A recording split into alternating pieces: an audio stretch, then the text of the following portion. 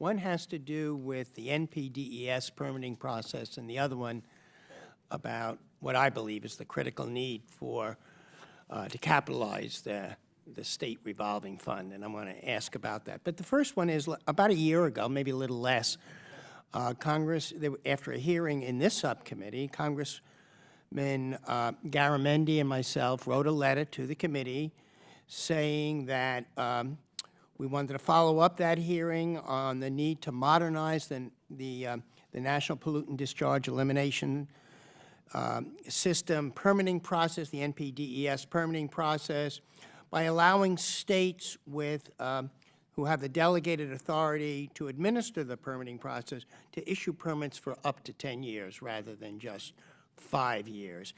And it gets to what Mr. Woodall said. It would not be a mandatory, we did not request mandatory moving it up, but that we reward good actors, really, and those that are trying to comply by actually allowing them to do the work that they need to do.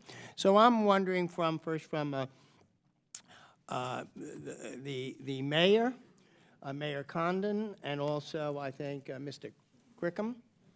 What's your experience? How important, is this a good step? Should this committee really be working on something like that, setting in legislation so that those actors who are good actors have an opportunity to extend it, and how important is that to extend it? So I ask you. In 2 words, very important. To give certainty to our ratepayers, to give certainty to local governments to implement these regulations. I use the example in our case where we have prudently bonded some $200 million of a $350 million project. There's 17 years left in that payment. For that, for that regulation, now mind it, one of only hundreds, if not thousands, of regulations on this issue, we should be granted a variance to the best science that was available, the best equipment that is available, that down payment by my community has been made. And so how do we then go through the permit process to give that security to our citizens? Technology is phenomenal. And we spend inordinate amounts of money getting to the best technology. The good actors should be rewarded with that. And so the movement to 10 years it would be phenomenal, or the technology or the investment that was been made. I'd further that with and encourage this committee in your oversight through that it's universally applied across the country, especially in delegated states.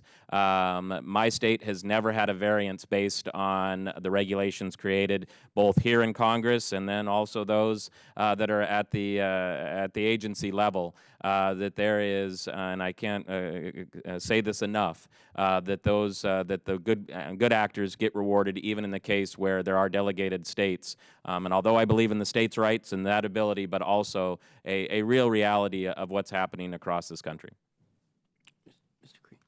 Thank you, Congressman. First of all, I applaud you and your colleagues for the thoughtful way of looking at this NPDES permit situation. To me, I think that the length of the permit cycle is not as critical as the ability to be able to modify the permit should technology or external conditions change. That is really, if there is less rigidity, then the permit duration doesn't really matter.